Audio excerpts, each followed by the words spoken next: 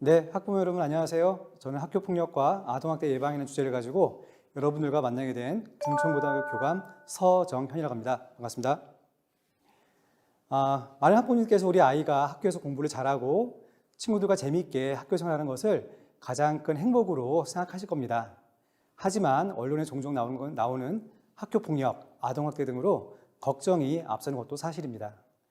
인터넷 뉴스창에 학교폭력, 아동학대 단어를 입력하면 여러 사건, 사고들이 하루에도 여러 건 올라오고 있습니다.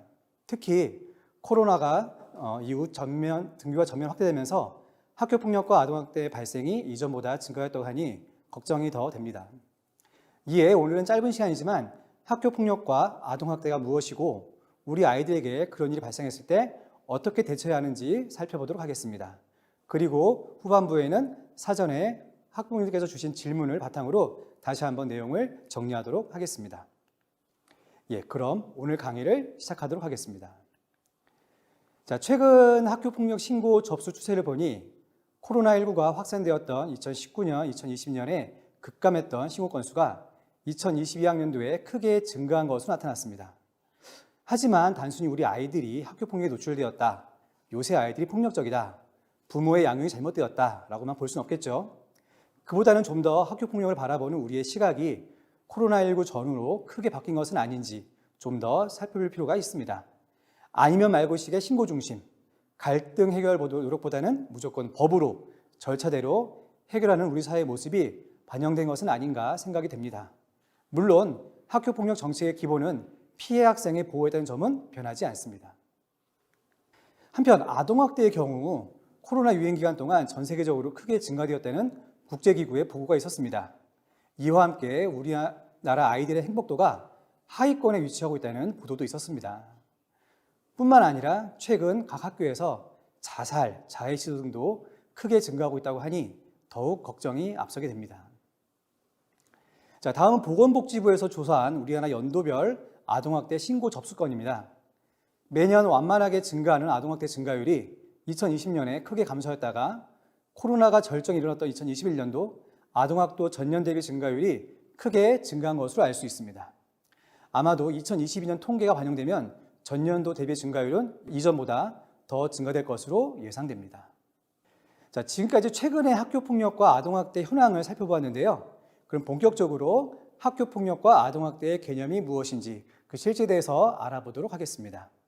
많은 학부모님께서 어디까지가 학교폭력인지에 대한 문의가 참 많았습니다.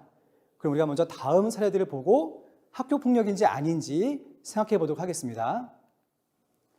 운동장에서 놀고 있던 초등학생을 중학생형이 때린 경우, 초등학교 같은 반 여학생에게 너 못생겼어라고 놀린 경우, SNS 단체 대화방에 다른 친구의 속옷 사진을 올린 경우, 같은 반 친구에게 빵을 사오라고 시켰을 경우, 한국어가 서투른 다문화 친구와 놀지 못하도록 막는 경우. 이외에도 일상에서 벌어지는 수많은 학생들의 생활에 이것이 학교폭력인지 아닌지 우리가 걱정이 되거나 의심될 때가 있죠. 이런 갈등 상황은 언제든지 나타날 수 있습니다. 다시 하나씩 살펴볼게요. 운동장에서 놀고 있는 초등학생을 중학생이 때린 경우, 신체폭력에 해당되겠죠. 물리적인 폭력이 바로 신체폭력의 유형입니다. 같은 반 여학생을 놀린 경우, 이런 경우 언어폭력이라고 하죠. SNS 단체방에 다른 친구의 속옷 사진을 올린 경우, 사이버 폭력 또는 성폭력에 해당됩니다. 같은 반 친구에게 빵을 사는 경우 강요에 해당되고요. 따돌림에 해당되겠죠. 이런 사례들이 우리 학생들의 학교 생활에서 다양하게 일어날 수 있는데요. 학교폭력, 법의 학교폭력 예방법에 따르면 학교폭력의 정의는 다음과 같습니다. 하지만 법원의 판단은 이에 한정하지 않고 학생의 신체, 정신, 재산상의 피해를 주는 모든 행위를 포함하는 것으로 보고 있습니다. 따라서 사소한 장난도 폭력이 될 수 있음을 우리 아이들에게 안내를 해줘야 합니다. 하지만 그렇다고 모든 학생들의 행위를 폭력으로 연관해 줄 수는 없습니다. 나의 사소한 행동이 다른 친구에게 상처를 줄 수 있음을 안내하되 학교폭력으로 의심되는 사안의 경우 피해를 당한 학생의 입장에서 어떻게 느꼈는지를 파악하는 것이 중요합니다. 또한 당사자 간에 힘의 불균형이 있었는지, 사소한 갈등을 충분히 극복할 수 있는지 역시 살펴봐야 합니다. 참고로 학교폭력은 학생을 대상으로 하기 때문에 피해자 및 가해자가 초중등교육법에서 제시하는 학교의 학생 여부에 따라 처리가 달라질 수도 있습니다. 자, 다음으로는 좀 더 구체적으로 학교폭력의 유형에 대해서 알아보도록 하겠습니다. 내 자녀와 상대방이 어떠한 유형의 학교폭력을 했는지가 중요하기보다는 이러한 행위 자체가 상대방의 신체적, 정신적, 재산상에 큰 피해를 줄 수 있다는 것을 알려주는 것이 중요하겠죠. 자, 먼저 신체폭력입니다. 물리적인 상해, 폭행뿐만 아니라 감금, 유인 등 모두 신체폭력에 해당됩니다. 이런 심각한 학교폭력 외에도 장난으로 꼬집거나 때리는 것, 밀치기 등도 모두 신체폭력의 한 유형이라고 볼 수 있습니다. 다음으로는 언어폭력입니다. 언어폭력은 신체폭력 못지않게 마음의 상처를 크게 남기는 폭력입니다. 욕설, 명예훼손, 모욕, 협박 등 다양하며 최근에는 SNS 등을 이용한 사이버 언어폭력도 심각하게 나타나고 있습니다. 자, 다음으로는 금품갈취입니다. 타인의 재산을 가져가거나 망가뜨리는 행위, 돈을 요구하는 행위 등을 말하고요. 혹시 자녀의 옷이나 신발이 바뀌어 있거나 잦은 용돈 요구 또는 큰 돈을 요구할 때는 누군가에게 금품갈취를 당한 것이 아닌가 살펴보는 것이 좋습니다. 반대로 자녀가 사주지 않은 물건을 가지고 있거나 용돈보다 많은 씀씀이가 있을 경우도 한번 살펴볼 필요가 있습니다. 자, 다음으로 강요는 속칭 빵 셔틀, 와이파이 셔틀, 과제 대행, 게임 대행 이런 것들을 말하죠. 주로 이러한 폭력은 학생들 간의 힘의 불균형이 벌어질 때 나타나고 장기간의 괴롭힘으로 이어질 수가 있습니다. 따돌림입니다.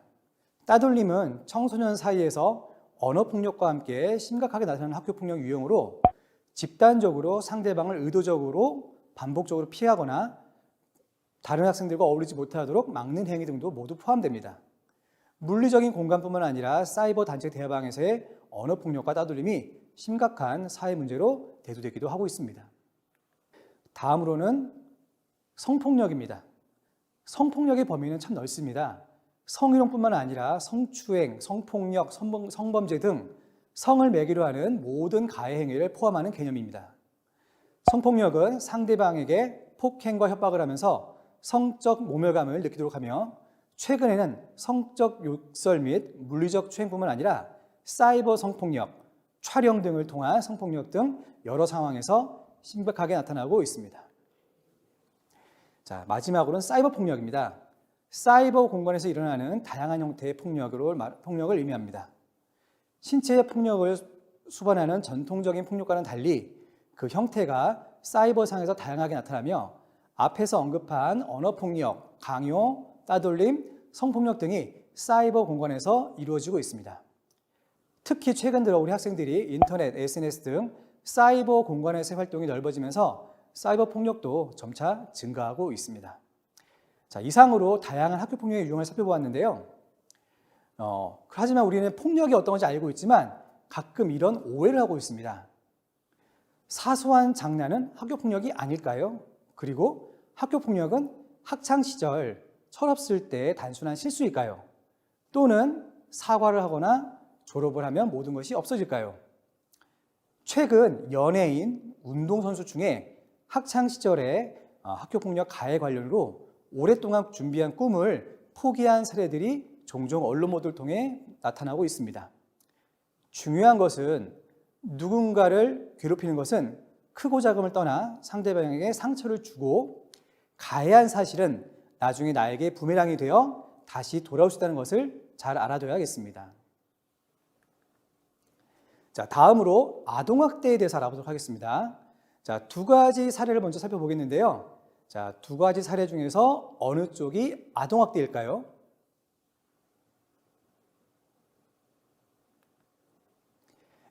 둘 다 모두 아동학대입니다. 자, 그럼 우리가 좀 더 아동학대에 대해서 알아보도록 하겠습니다. 자, 아동학대란 아동복지법에 따르면 보호자를 포함한 성인에 의하여 아동의 건강, 복지를 해치거나 정상적 발달을 저해할 수 있는 신체적, 정신적, 성적 폭력 또는 가혹행위 및 아동의 보호자에 의하여 이루어지는 유기와 방임을 모두 포함하는 개념입니다.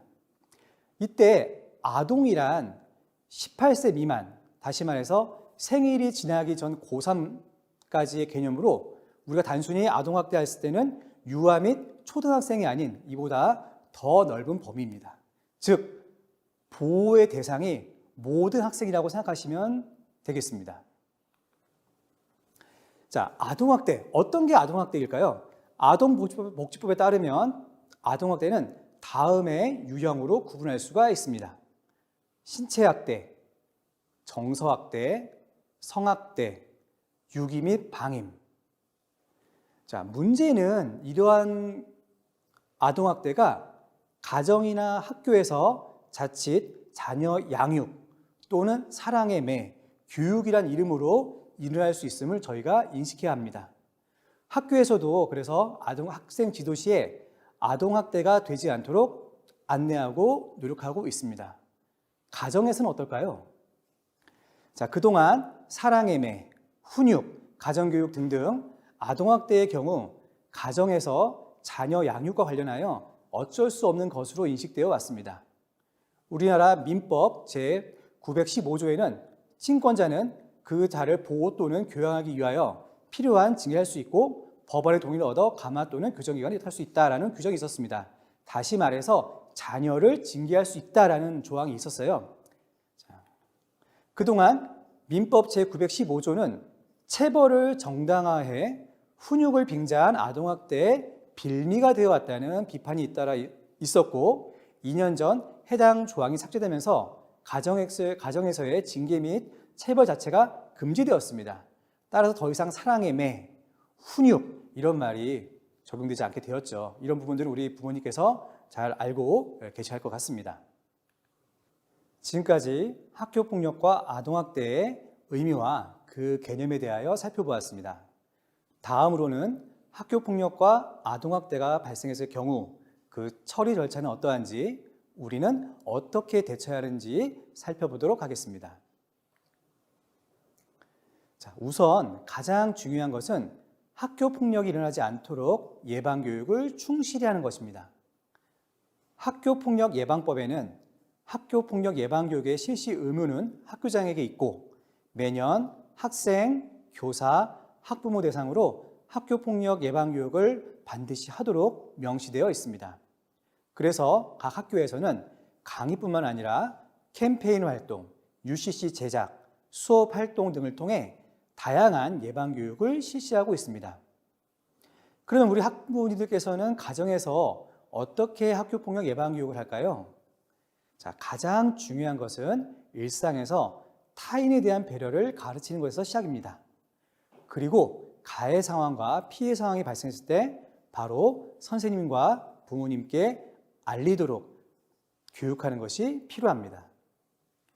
자, 다음은 학교폭력이 발생할 경우의 진행 절차입니다. 학부모님들께서 사안 처리 절차의 대략적인 흐름을 이해하고 계시면 학교폭력 상황이 발생하였을 때 많은 도움이 되시리라 생각이 됩니다.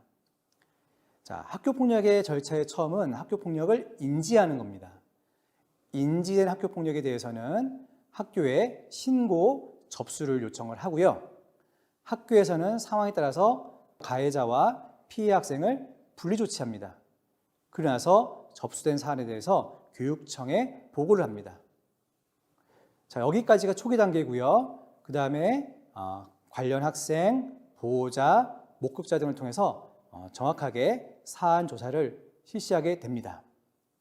학교에는 학교폭력을 조사하는 전담기구라는 기구가 있습니다.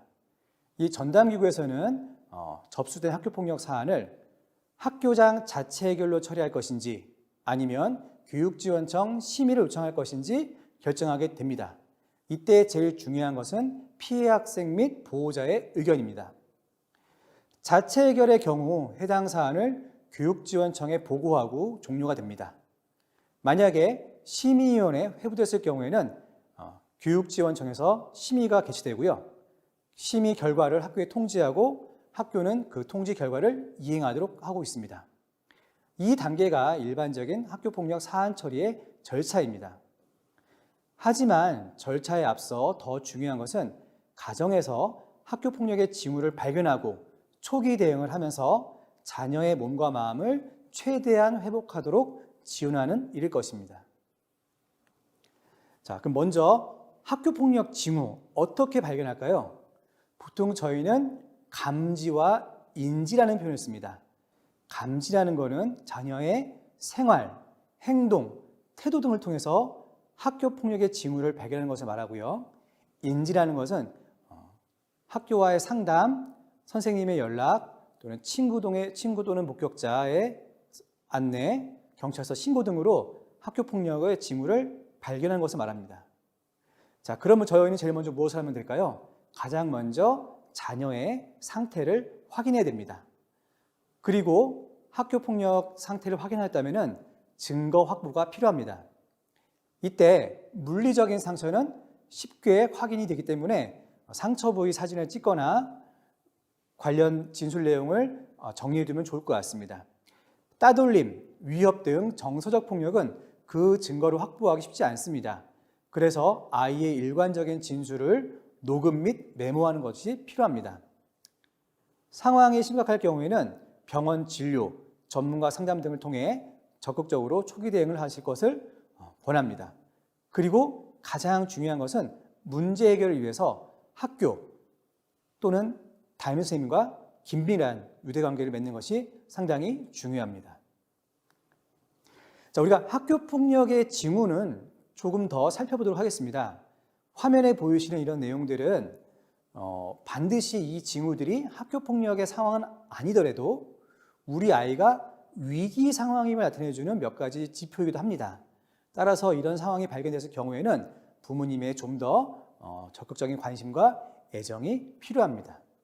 다시 말해서 가정에서 유의할 점은 일상에서 우리 아이가 학교폭력에 노출되지는 않았는지, 위기 상황에 빠진 것은 아닌지 세세히 살펴보는 것이 필요합니다. 자, 다음은 사이버 폭력의 징후입니다. 우리가 자녀들의 인터넷 생활, 모바일 생활을 일일이 살펴볼 수는 없지만 다음의 징후들이 나타나면 자녀와 한번 속 깊은 대화를 나누는 것이 중요할 것 같습니다. 한번 아래의 그 내용들은 유심히 살펴보시기를 당부드립니다. 자, 다음은 따돌림 피해 징후입니다. 따돌림은 피해자에게 심각한 고통을 주지만 증거 찾기가 쉽지가 않습니다. 또한 이미 발견했을 경우에는 장기간의 폭력에 노출되었을 가능성이 높습니다. 그래서 다음과 같은 징후가 나타난다면 좀 더 전문적인 기관을 연계하든지 학교에 신속한 신고가 필요합니다. 그리고 따돌림의 대처 방안으로 몇 가지 사례를 말씀드리는데요. 가장 중요한 것은 우리 아이의 마음을 다독거려주고 지지해주는 것이 가장 중요합니다. 가끔 속상한 마음에 함께 속상해하시는 마음에 화를 내시고 문제의 책임을 다른 사람에게 돌리기도 하는데요. 그에 대한 절차를 진행하되 자녀 앞에서는 좀 더 강한 모습을 보여주는 게 어떨까 말씀을 드립니다. 인지된 학교폭력은 학교에 신고하도록 되어 있습니다. 학교폭력 예방법 제20조 제1항에 따르면 학교폭력 신고의 의무에 따라 학교폭력 현장을 보거나 그 사실을 알게 된 자는 학교 등 관계기관에 이를 즉시 신고해야 한다라고 되어 있습니다. 즉 학교폭력을 알게 된 사람은 누구라도 지체 없이 학교에 신고를 해야 되는 거죠. 또 학교는 피해 학생이나 보호자가 신고하지 않더라도 학교폭력 사실을 알게 됐을 경우에는 학교폭력 사안 조사를 해야 됩니다. 가끔은 학교폭력 사안임을 학교에 이야기하고서도 신고하진 않겠다라고 하시는 보호자분들도 계십니다. 자녀가 오히려 더 힘들어질 거다 이렇게 생각하시는데요. 자녀 입장에서 생각하시는 마음은 저희가 충분히 이해를 합니다. 하지만 학교는 공공기관으로서 정확하게 은폐식수 없이 학교폭력을 법의 절차에 따라서 처리하도록 되어 있습니다. 이에 따라 가끔 학교에 처리 절차에 대해서 서운함을 표현하기도 하지만 모든 학교폭력은 반드시 학교에서 은폐, 축소가 아닌 법령에 따라야 한다는 점을 이해해 주셨으면 좋겠습니다. 다음은 학교폭력의 신고 방법입니다. 117 다 알고 계시죠?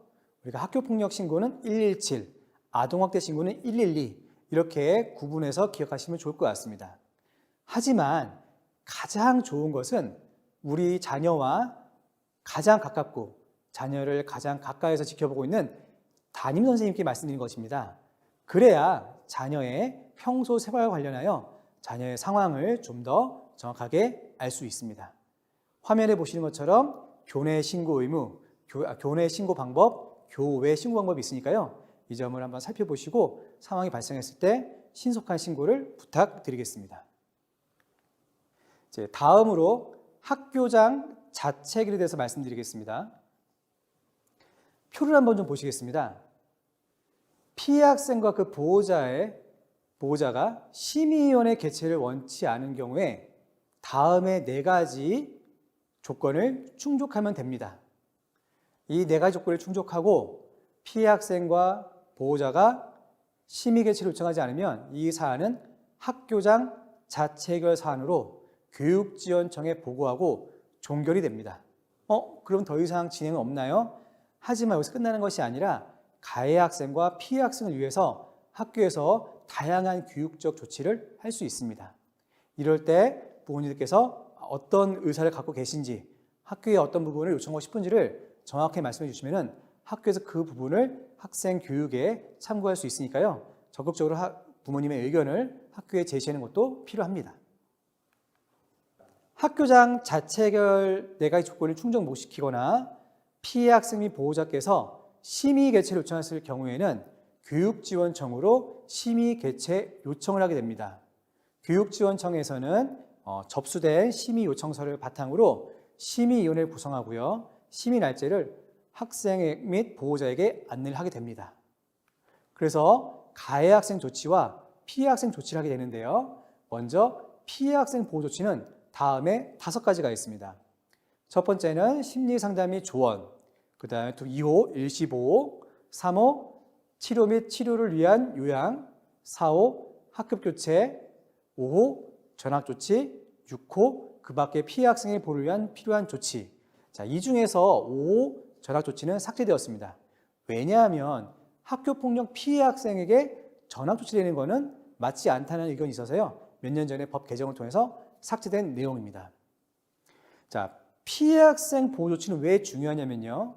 피해 학생 보호 조치 내린 경우에 예를 들어 피해 학생의 상처를 치료하는 병원비나 약값이 들었을 경우에 피해 학생 대신 안전공제에서 치료비를 지원합니다. 그리고 치료비에 대해서는 가해 학생에게 구상권을 청구하게 됩니다. 그래서 우리 자녀가 피해가 있다면 반드시 피해 조치를 요청하는 것이 필요합니다. 학교에서도 피해 학생을 위해서 추가적인 조치를 할 수 있습니다. 학교폭력으로 어려움을 겪는 학생에게는 출석을 인정해 주거나 또는 장애 학생 또는 다문화 학생에게는 피해 조사 과정에서 다양한 지원을 하도록 되어 있습니다. 화면에 나와 있는 점들은 아마 어머님들께서, 학부모님들께서 유심히 보시면 도움이 되겠습니다. 자, 그리고 우리 자녀가 전학을 가거나 상급 학교에 진학을 했을 경우에는 우리 아이의 피해 상황을 동의를 받아서 상급 학교 또는 전학 학교에 피해 사실을 통보할 수가 있습니다. 그러면 그 사실을 전달받은 학교에서는 학생 상담에 도움이 될 수 있으니까요. 이 점도 참고하시면 좋겠습니다. 다음은 가해 학생 교육 및 선도 조치입니다. 가해 학생 조치는 1호부터 9호까지 9가지가 있고요. 초등학교와 중학교는 의무교육이기 때문에 제9호 퇴학 처분은 하지 않습니다. 하나씩 살펴보면요. 1번 피해 학생에 대한 서면 사과, 2번 피해 학생 및 신고 고발 학생에 대한 접촉, 협박, 금지, 3호 학교에서의 봉사, 4호 사회봉사, 5호 특별교육 및 심리치료, 6호 출석정지, 미인정 결석이 됩니다. 7호 학급 교체, 8호 전학, 그리고 말씀드린 고등학교 단계에서는 퇴학까지 가능합니다. 자, 이런 가해 학생 조치를 내릴 때는 심의위원회에서 다음에 5가지를 살펴봅니다. 학교폭력의 심각성, 지속성, 고의성, 가해 학생의 반성 정도, 그 다음에 선도 가능성. 그렇기 때문에 자녀들을 평상시에 생활교육할 때 이러한 점들을 참고하시면 좋겠습니다. 가끔은 우리 학생이 가해 학생인 경우에 전학을 요청하거나 고등학교 같은 경우에는 자퇴를 요청하기도 하는데요. 학교폭력의 가해 조치가 끝나기 전까지는 학적 변동은 특별한 일이 발생하지 않는 한 진행되지 않습니다. 이 점을 학부모님들께서 이해하시기를 부탁드립니다. 그리고 가해 학생에게 조치가 내려질 경우에는 특별교육이 내려지고요. 가해 학생에게 특별교육이 내려지면 가해 학생 보호자에게도 특별교육 조치가 내려집니다. 이때 정해진 기한 내에 보호자는 특별교육을 이수해야 하며 정해진 기간 내에 이수하지 못할 경우에는 과태료가 부과됨을 잘 아셨으면 좋겠습니다. 학교폭력 가해 학생에 대한 조치사항의 경우 학교에서 조치 결정 통보를 교육지원청으로부터 받게 됩니다. 이 즉시 가해 사실을 학교생활기록부에 기재를 합니다.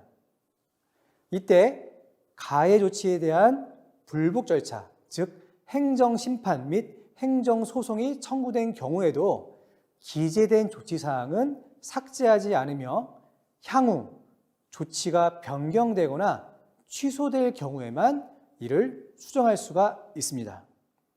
또한 학교폭력 피해 학생의 조치는 생활기록부에 입력하지 않습니다. 한편 조치 중 가해 조치 1호, 2호, 3호, 즉 제1호 서면사과, 제2호 접촉 및 협박보복행위 금지, 제3호 학교봉사 조치는 동일 학교급에 재학하는 동안, 초등학교는 3년입니다. 이 기간 동안 다른 학교폭력 사안 조치를 받지 않거나 정해진 기간 내에 조치를 이행한 경우에는 기재를 유보합니다. 다시 말해서 경미한 사안에 대해서는 학교폭력 조치를 생활기록부에 1회에 한해서 기재하지 않는다는 말씀입니다. 서울시 교육청에서 접수한 학교폭력 가해 학생 조치 중에 전체의 90% 가깝게가 3호 미만입니다. 우리 아이가 실수로 또는 우발적으로 학교폭력 가해 학생이 되었다고 해서 무조건 이것을 거부하거나 회피하기보다는, 왜냐하면 생활기록부에 기재되는 것을 두려워하시기 때문이죠. 무조건 이거를 거부하거나 회피하기보다는 가해한 사실이 있다면 피해 학생에게 진심 어린 사과를 하고 그에 따른 조치를 충실히 이행할 것을 안내해 드립니다. 특히 사소한 사안의 경우 말씀드린 것처럼 1회에 한해 생활기록부에 기재되지 않기 때문에 앞으로 학교 생활을 성실하게 한다면 아무런 문제가 되지 않습니다. 그리고 기재된 학교폭력 조치는 생활기록부에서 다음과 같은 절차에 의해서 삭제를 하게 됩니다. 말씀드렸던 1호부터 3호까지의 조치는 건수에 상관없이 해당 학생의 졸업과 동시에 삭제를 합니다.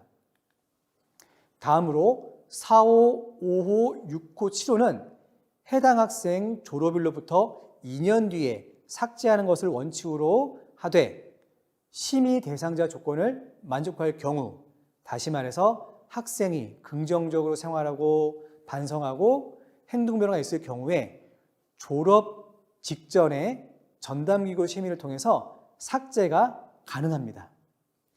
이때는 다른 사안으로 가해 학생 조치를 받은 사실이 없어야 되고요. 학교폭력 조치 결정일로부터 졸업학년도 2월 말까지 6개월이 경과되어야 합니다. 최근에는 너무 삭제 기준이 완화되었다는 비난의 목소리가 많아서요. 삭제 기준이 강화되었으므로 이 점도 참고하시기 바랍니다. 제8호 전학조치는 해당 졸업일로부터 2년 후에 삭제가 원칙입니다. 이상 전반적으로 학교폭력 사안 처리 절차에 대해서 말씀드렸습니다. 자, 다음은 아동학대 사안에 대해서 말씀드리도록 하겠습니다. 자, 우리가 보통 아동학대, 제가 이제 강의를 나가거나 학부모님과 상담을 하다 보면요, 아동학대에 대해서 정말 많은 편견을 갖고 계신 경우가 많이 있습니다. 자, 몇 가지 한번 볼게요. 먼저, 어떻게 부모가 자녀를 학대할까? 사실 아동학대의 대다수는 부모님으로부터, 보호자로부터 벌어지고 있습니다. 그 다음에 자녀를 양육하다 보면 그럴 수도 있지. 학교에서 사랑의 들 수 있지. 하지만 아동학대 자체가 폭력이라는 점은 명확하게 인식하고 계셔야 됩니다. 그 다음에 아까 말씀하신 것처럼 사랑의 매, 이제는 그 용어 자체가 사용되지 않습니다. 그리고 나는 이게 아동학대야? 아동학대라는 거는 아동의 심리, 정서적, 육체적 피해가 있다면 모든 것들이 다 아동학대가 될 수 있음을 충분히 아셔야 될 것 같습니다. 자, 그러면 아동학대가 발생했을 경우에는 어떻게 해야 될까요? 먼저 가정이나 학교에서 아동학대 신고 경로는 다음과 같습니다. 아까 말씀드린 것처럼 112에 신고를 하죠. 112에 신고를 하면요, 접수된 후에 경찰과 아동학대 전담 공무원이 방문을 하게 됩니다. 그리고 피해 아동 보호와 학대 행위자에 대한 조사가 이루어집니다. 그 다음 절차로 피해 학생에 대한 보호, 가해자에 대한 조치가 이루어지게 됩니다. 자, 하지만 아동학대 역시 신고를 잘 하려고 하지 않습니다. 112 말씀드렸죠. 아는 사람이라 부모님이기 때문에 신고를 꺼리는 경우가 있는데요. 신고 자체가 처벌로 연결되지는 않습니다. 그리고 법령에 의해서 아동학대 의심 상황에서라도 반드시 신고를 하도록 되어 있습니다. 그래서 아동학대 신고 의무자 제도가 있습니다. 아동학대 신고 의무자 제도란 아동학대를 쉽게 발견할 수 있는 직종에 종사하는 사람들은 아동학대 의심 상황에서도 반드시 신고를 해야 됩니다. 처벌 규정이 함께 있습니다. 따라서 학교의 교원도 아동학대 신고 의무자이기 때문에 아동학대 의심 상황에서는 반드시 신고를 하도록 되어 있습니다. 하지만 가끔 학교에서 이런 절차에 의해서 아동학대를 신고하는 경우에 보호자님께 서운한 얘기를 듣는 경우가 많이 있습니다. 어떻게 이렇게 신고할 수 있냐? 학교가 왜 신고했냐? 말씀을 하실 수 있는데요. 학교는 말씀드린 것처럼 신고 의무 기관이고요. 그 다음에 학교는 신고 의무자를 보호할 책임이 있습니다. 따라서 아동학대 신고 여부를 학교에서는 확인해 드릴 수가 없고요. 이 부분에 대해서는 112나 아동학대 전담 경찰관을 통해서 전담 공무원을 통해서 사안이 진행됨을 다시 한번 말씀을 드립니다. 그러면 아동학대 없는 우리 아이 어떻게 키워야 될까요? 자, 보건복지부에서 129 원칙이라는 게 있습니다. 자, 첫 번째 보겠습니다. 첫 번째, 긍정의 양육의 기본 전제. 화면 한번 읽어보겠습니다. 자, 두 번째, 긍정 양육의 실천 원리. 두 가지가 나와 있죠. 다음, 긍정 양육의 실천 방법 9가지가 있습니다. 우리 보호자님께서 자녀 사랑하는 마음이 다들 크시죠. 하지만 저도 학부모 입장에서 자녀를 키우다 보면 속상할 때도 있고 화가 날 때가 있습니다. 그럴 때 그런 마음이 아이에게 직접적으로, 간접적으로 표현해서 우리 아이가 상처받을 때도 있다고 저도 생각을 합니다. 이럴 때 이 9가지의 실천 방법을 잘 떠올리면서 우리 아이들이 건강하게 잘 자랄 수 있도록 지켜보면 어떨까, 이렇게 말씀을 드립니다.